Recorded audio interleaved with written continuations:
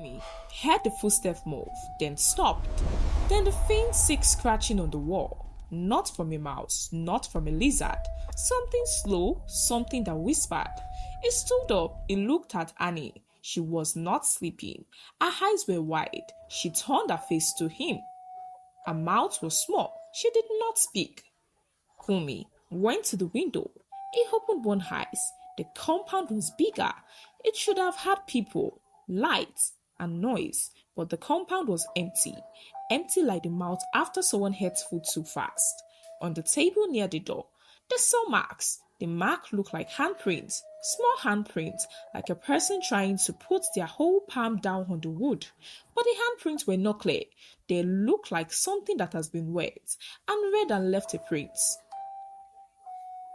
Kumi touched the print. It was dry. It looked dirty, but it was not just dirt. Whosoever left it there wanted someone to see. That was the first night Kumi knew the house kept memories. That was the first night the house began to work again.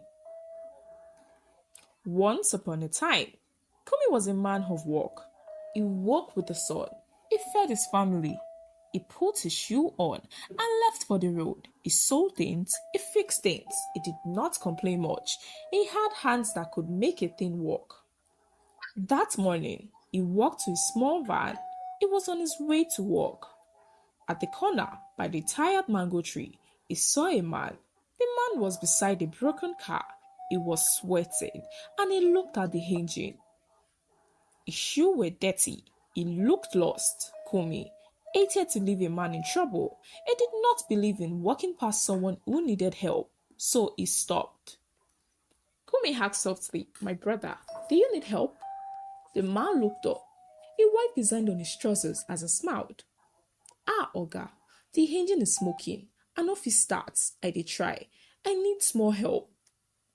Kumi went near. He opened the bonnet. He put his hand on the engine. He found a loose wire. He tightened it. He rubbed the belt. He checked the battery.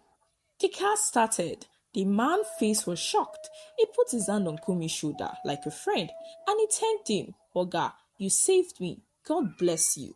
Kumi replied, "Na small thing o. We help one another." As Kumi turned to leave, the man stopped him. "I be house owner. I have house in my compound. I dey live for caretaker now. If you need a place to stay, you can come live in my house. Cheap, big space, and no stress."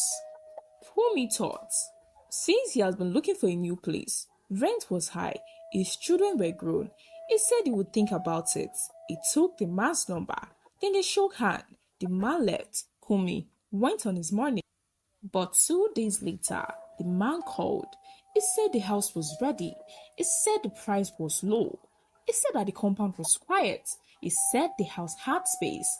He said everything a tired man wants to hear. Kumi went to his wife Annie. "If it is cheap, we move. The children will have enough space, their home rooms. We are tired of living in one-bedroom apartments," Annie said. They both laughed. They loved the idea of a new home. She had dreamt of small gardening. She had dreamt of children running. She had wanted a place to hang her dress at night. They signed the small papers. They took the keys from the landlord. The compound was on the edge of town. Orange paint, yellow roof, big gates, no neighbors in sight. The compound was like a big bowl with only one family living in it. The landlord left later that day. Annie looked around. She held the key like a small medal. Annie said softly, "This is our home. No noise, more space." At first, the house was good. The rooms were many. The children ran from room to room. The kitchen was wide. The landlord, the man from the mango tree, came to show them the rooms. He left with a small wave. He smiled like a man who had nothing to hide. Every night, the compound was empty. No neighbors called from one gate to another. No kettle whistled from a compound roof. Just wind and sound of frogs. After a few days, small things started. One morning, Annie found water on the floor of a room that was not used. The water was clean but cold. She thought it has rained inside. She dried it and laughed. She said, How small things. But the next day, a cloth was moving. A curtain fell. The children said they heard a woman singing at night. Our youngest child said, Mama, I heard someone singing. Annie replied, "All the house sings sometimes. It could be the pipe or the rain." But the singing kept coming. Soft, slow, the kind that does not belong to any radio. It's a voice that belongs to the walls. At some point, Kumi even blamed the roof. He called the small man to come check the pipe. They found nothing. One afternoon, Kumi found marks on the table. He thought his daughter spilled oil, but the mark looked like a handprint. Not a big hand, not small, bold and scary. He wiped it, and it came back the next night. Annie started to feel watched in the kitchen when she cooked. She would turn, expecting to see a face behind the curtain, but nothing, only long dust mark on the floor. Once told their friends about what they're experiencing in the house. Their friends laughed and said maybe it's because the house is old and it's just something of the mind. But inside Annie and Kumi had small cold place in their chest. One day, Annie went to the kitchen. She found the oil pot moved. The water kettle boiled without fire. She followed her child to the room. The room was cold like freezer. The windows were closed. The bed looked like no one had slept there for years. Annie even went ahead to ask who is inside, but no one answered. Only the night told secrets. Kumi had trouble sleeping. He would hear slow walks at midnight. He would put his head on the bed and try to count his breaths. He would not move. The footstep would not stop.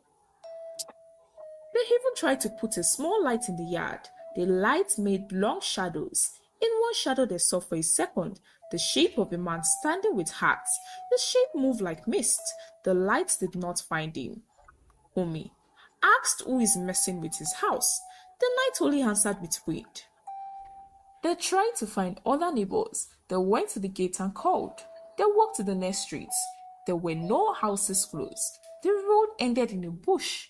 All far away they saw other roofs. A neighborly man came out. A stranger who said he knew the house long ago. He told the story. He said the house belonged to a man who helped people. He said the man had died without children. He said the house stayed empty for many years. The stranger smiled and walked away. Kumi was shocked after he heard this. A couple weeks later, Kumi saw the same man again, the man he had helped beside his car. He came to the gate in the evening. He smiled very small. The man asked, "How is the house? How is everything?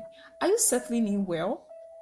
Kumi replied, "Yes, we settled, but this place is not a good place. I feel like the house is haunted." The man did not speak much. He left quickly and walked slow down the road like a man who carried a heavy secret.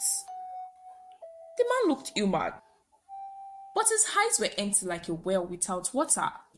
Annie, smallest child, kept talking to someone near the kitchen. She drew pictures on the floor. In the drawing, she drew a man with a hat and a sad face.